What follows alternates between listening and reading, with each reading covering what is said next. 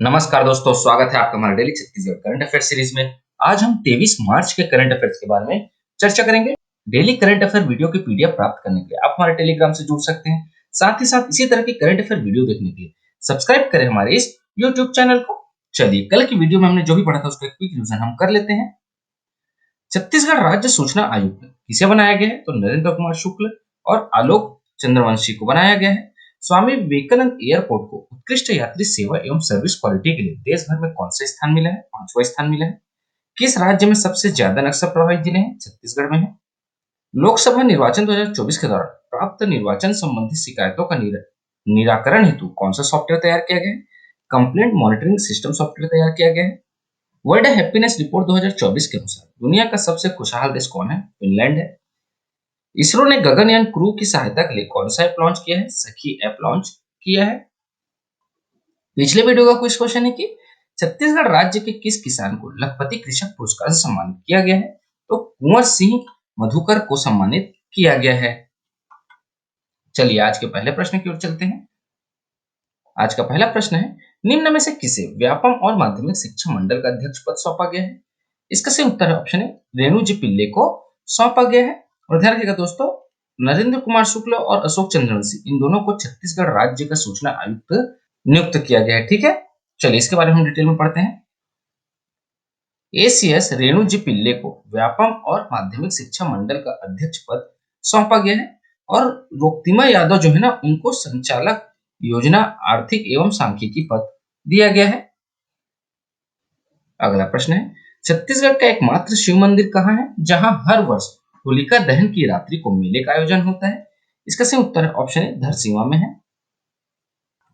धरसींवा क्षेत्र के मोहदा गांव में हर साल होली की रात को भव्य मेला लगता है। महर्षि मार्कंडेय की तपोभूमि के रूप में विख्यात मोहदेश्वर धाम मोहदा में छत्तीसगढ़ का एकमात्र ऐसा शिव मंदिर है जहां हर वर्ष होलिका दहन की रात्रि को मेले का आयोजन होता है। ग्रामीणों की माने तो यह शिवलिंग करीब 200 साल पहले का जान पड़ता है। ऐसा कहते हैं कि यहाँ के भू-फोड़ शिवलिंग साल में 3 बार अपना रूप स्वतः ही बदलता है। हर 4 माह में काले, भूरे और खुरदुरे स्वरूप में अपना रूप बदलता है। अगला प्रश्न है, देश की पहली लिथियम खदान निम्न में से कहाँ खुलेगी? 4 ऑप्शन यहाँ पे दिए गए हैं। इसका सही उत्तर है ऑप्शन है कटघोरा में खुलेगी। देश की पहली लिथियम खदान कोरबा जिले के कटघोरा में खुलेगी। हाल ही में नीलामी में इस ब्लॉक के लिए रिजर्व प्राइस 2% के विरुद्ध 76.05% बोली आई है, जो रिजर्व प्राइस से 38 गुना अधिक है। कटघोरा के साथ ही कश्मीर के रियासी स्थित लिथियम ब्लॉक की नीलामी शुरू की गई, लेकिन यहाँ कोई बोलीदार आगे नहीं आया है। ध्यान रखिएगा दोस्तों, कोरबा जिले के ग्राम घूचापुर के आसपास के 250 हेक्टेयर क्षेत्र में लिथियम पाए जाने की पुष्टि जियोलॉजिकल सर्वे ऑफ इंडिया ने की थी।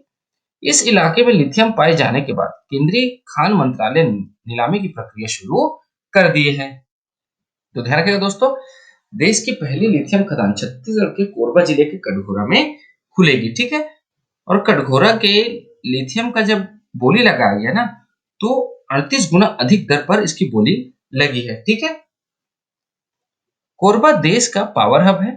यहाँ कोयला और कोयला आधारित पावर प्लांट ऊर्जा के स्रोत हैं। अब कोरबा लिथियम के खनन से यहाँ उत्पादित ऊर्जा के भंडारण के लिए महत्वपूर्ण खनिज लिथियम भी देश का सबसे पहला स्रोत बनेगा। अगला प्रश्न है, आलेख लेखन एवं प्रकाशन के लिए golden book of world record बनाने के लिए उप मुख्यमंत्री अरुण साव ने किसे सम्मानित किया है? 4 ऑप्शन दिए गए हैं। इसका सही उत्तर ऑप्शन है संजीव कुमार को सम्मानित किया है। आलेख लेखन एवं प्रकाशन के लिए golden book of world record बनाने के लिए लेखक, कवि एवं स्तंभकार संजीव ठाकुर को उप मुख्यमंत्री अरुण साव ने सम्मानित किया है। श्री ठाकुर के 20 अक्टूबर 2020 से 24 जनवरी 2024 तक देश के अनेक प्रतिष्ठित एवं समाचार पत्रों में 12,432 आलेख प्रकाशित हुए हैं, जो गोल्डन बुक रिकॉर्ड है। उन्होंने विगत 4 सालों तक प्रतिदिन आलेख और कविता का लेखन किया है। इससे पूर्व श्री ठाकुर देश विदेश में कई पुरस्कारों से सम्मानित हो चुके हैं। ठीक है, अगला प्रश्न है, छत्तीसगढ़ में उद्यम क्रांति योजना के तहत राज्य सरकार द्वारा कितने प्रतिशत सब्सिडी दी जाएगी? 4 ऑप्शन यहाँ पे दिए गए हैं। इसका सही उत्तर है ऑप्शन सी, 50% की सब्सिडी दी जाएगी। चलिए इसके बारे में भी हम डिटेल में पढ़ लेते हैं।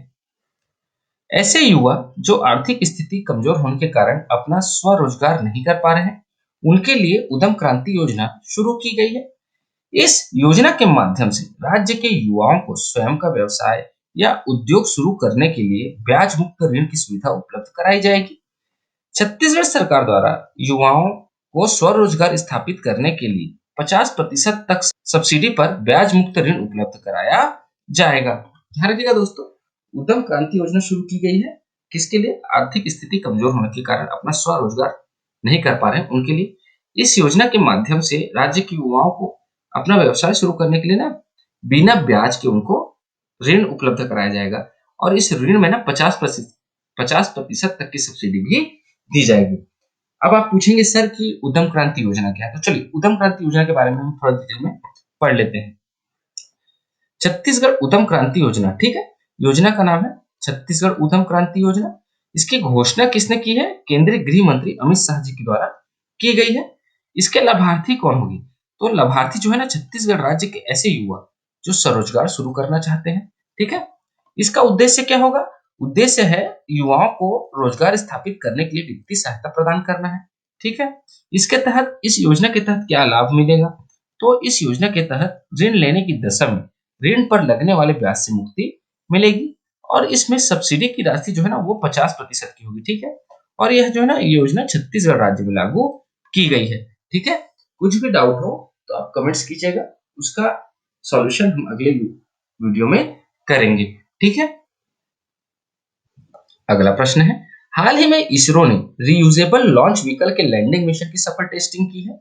इसे क्या नाम दिया गया है? 4 ऑप्शन दिए गए हैं। इसका सही उत्तर ऑप्शन है पुष्पक नाम दिया गया है। भारतीय अंतरिक्ष अनुसंधान संगठन इसरो ने कर्नाटक के चैलकेरे में एरोनॉटिकल टेस्ट रेंज में पुष्पक नामक अपने रीयूजेबल लॉन्च व्हीकल के लैंडिंग मिशन की सफल टेस्टिंग की है।